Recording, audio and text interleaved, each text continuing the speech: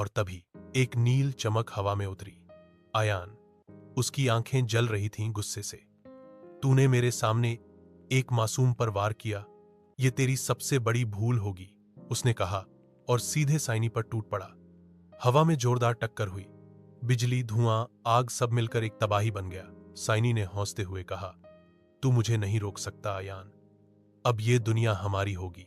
आयान ने एक जोरदार घूंसा मारा, जिससे साइनी थोड़ा पीछे गया, लेकिन फिर उसने पीछे देखा। नील अब भी तड़प रहा था और मरने की कगार पर था। माफ करना नील, पर मुझे अब वो करना होगा जो मैंने कभी सोचा नहीं था, आयान ने धीमे से कहा। उसने अपने ब्रेसलेट को पकड़ा, आंखें बंद कीं और कुछ बुदबुदाया एल्थेरा की प्राचीन भाषा में।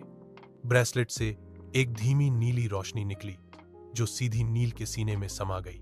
कुछ पल के लिए जैसे समय रुक गया। नील की आंखें सफेद हुईं, शरीर थरथराया और फिर वो बेहोश हो गया, लेकिन उसकी सांसें लौट आई थीं। साइनी चिल्लाया, तूने क्या किया?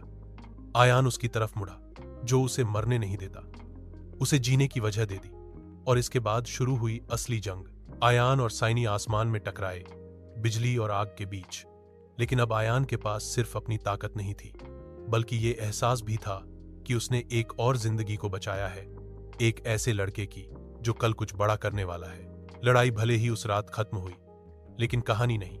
नील अब भी बेहोश था, लेकिन उसके सीने पर एक हल्का नीला चिन्ह उभर आया था और कोई दूर से कह रहा था, अब वक्त आ गया है तुम्हारे जागने का।